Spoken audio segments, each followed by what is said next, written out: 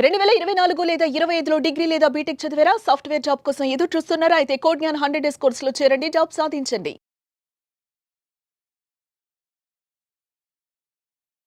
నమస్కారం డాక్టర్ షియాచి అనంతకృష్ణ స్వామి గారు. నమస్కారం. సో ఈ వీడియోలో ఏం చెప్తున్నారు? ఒక కొత్త జీవితాన్ని నూతన ఒరవడితో మొదలు పెట్టండి. ఓకేనా? అలాగే పాతవన్నీ మర్చిపోండి. ఎలా ఉంటుందంటే ఇప్పటివరకు మనం ఏమనుకున్నామంటే ఏది మనము చేద్దాం అనుకున్నా సరే మన గతకాలపు జీవితాల్ని ముడేసుకొని ఆ యొక్క అనుభవాల్ని ముడేసుకొని మన జీవితాన్ని ముందుకు కొనసాగిస్తాం.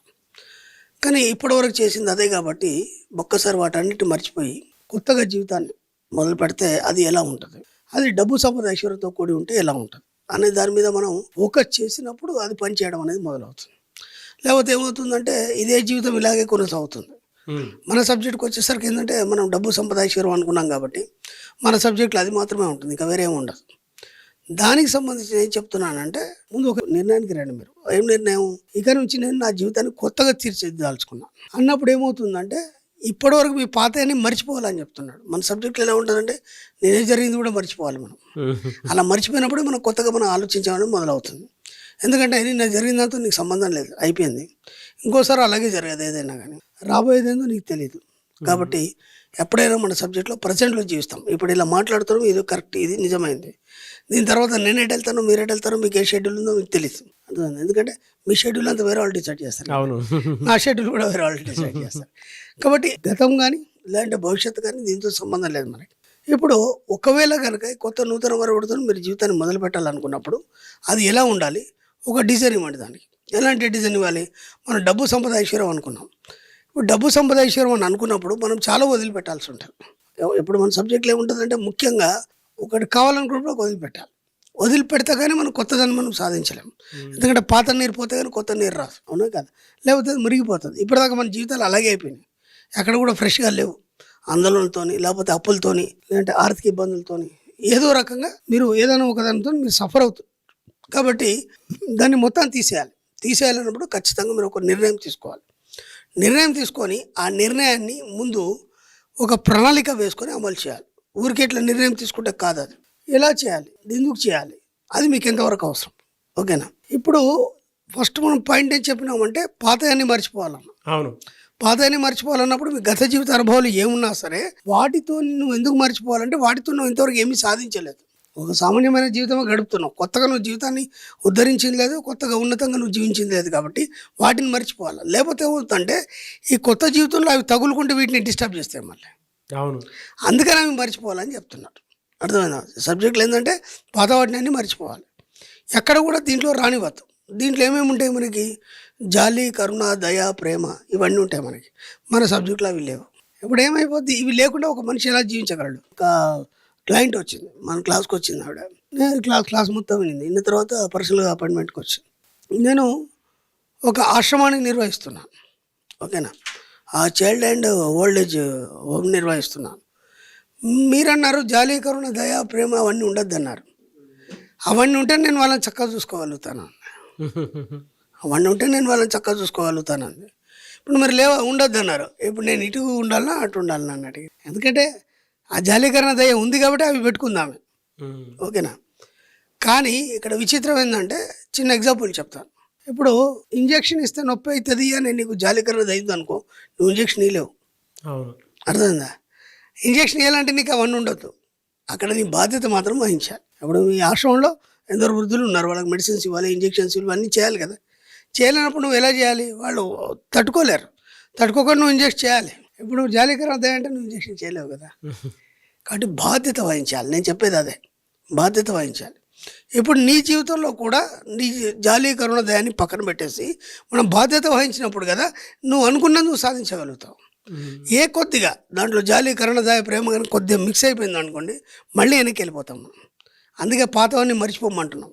పాతవి ఇవన్నీ మనకి ఎలా నాటుకుపోయినా ఉంటే మన సబ్కాన్షియస్ మైండ్లో పాయింట్ టు పాయింట్ నాటుకుపోయినాయి. ఏ చిన్నది కూడా ప్రతిదానికి కూడా మనం ఇంటి గురించి కానీ, పిల్లల గురించి కానీ, భార్య గురించి కానీ, బంధువుల గురించి కానీ ఇవన్నీ ఆలోచిస్తున్నాం. ఇక్కడ మనం ఇవన్నీ వదులుకోవాలన్నప్పుడు ఏంటంటే ఈ సమస్యలు ఏవైతున్నాయో, ఇప్పుడు ఒక ఫ్రెండ్ వచ్చాడు, నీకు ఏదో సమస్య అయిపోయాడు, దాంతో నీకు సంబంధం లేదు, నువ్వు వింటే వాడు చెప్తాడు, నువ్వు వినలేదు అనుకొని మళ్ళీ చెప్తాడు వాడు.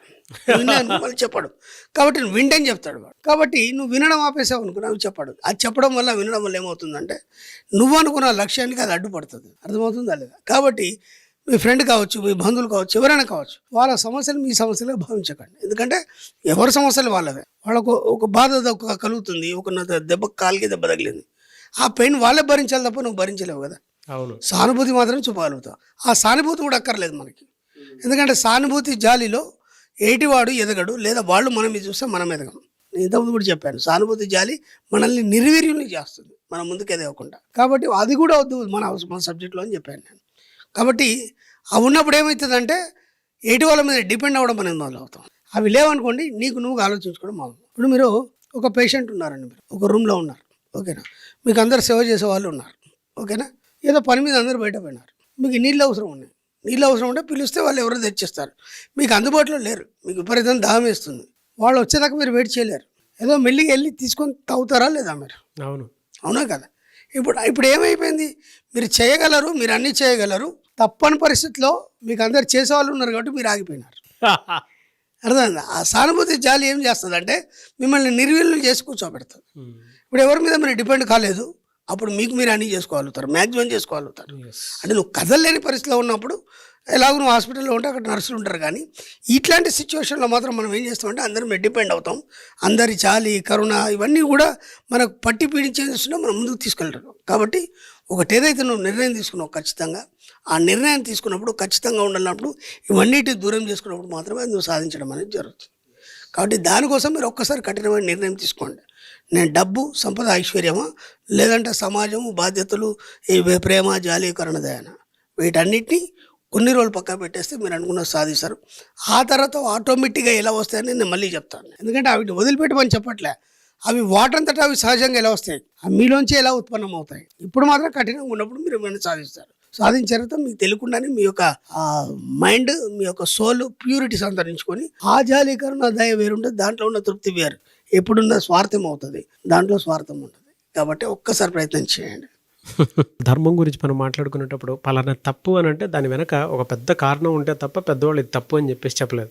మీరు అప్పుడప్పుడు అంటుంటారు, నేనేం చెప్పలేదండి, ఇది ఋషుల ఎంగిలి, నేను చెప్పేటువంటి నాలెడ్జ్ అంతా అని చెప్పేసి మీరు చెప్తుంటే నాకు ఆ విషయాలు గుర్తొస్తున్నాయి అనమాట. అంటే మీరు దాని మీద ఎందుకు ఫోకస్ చేయకూడదు, దీని మీద ఎందుకు ఫోకస్ చేయాలి అంటే డబ్బు, సంపద, ఐశ్వర్యం అనేటువంటి వాటి మీద నువ్వు ఎందుకు ఫోకస్ చేయాలి, జాలి, దయా, కరుణ అనేటువంటి దాని మీద, సానుభూతి మీద ఎందుకు చేయకూడదు అని అంటే దాని వెనక ఇలాంటి సైంటిఫిక్ రీజన్స్ కొన్ని ఉంటాయని చెప్పేసి మీరు చెప్పేంత వరకు చాలా డీటెయిలింగ్ నాలెడ్జ్ అని. అంటే ఇప్పుడు మనం అనుకుంటాం కదా, అది ఎందుకు ఉండొద్దు జాలి, కరుణ. ఇప్పుడు ఆవిడే అని అడిగింది నాకు, కొన్ని వద్దు అంటే వద్దు, ఇంకంతే అయినప్పుడే కదా నువ్వు సాధిస్తావు. ఇప్పుడు ఆవిడ అడిగింది నాకు, అవి లేకుండా నేను ఆశ్రమాన్ని వెళ్ళని నడిపించాలని.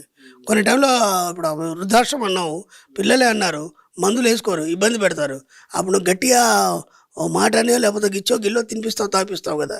మరి అప్పుడు ఎటుపోయింది జాలికరణదే? బాధ్యత జాలికరణదే కంటే నువ్వు బాధ్యత వహించావా లేదా?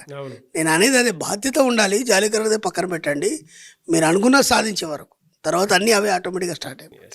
Great sir. Anyways thank you అండి, thank you so much doctor Shri Anantakrishna Swami garu. Thank you. Suman టీవీలో మీ పర్సనల్ అండ్ బిజినెస్ ప్రమోషన్స్ కోసం కింది నెంబర్కి కాంటాక్ట్ చేయండి.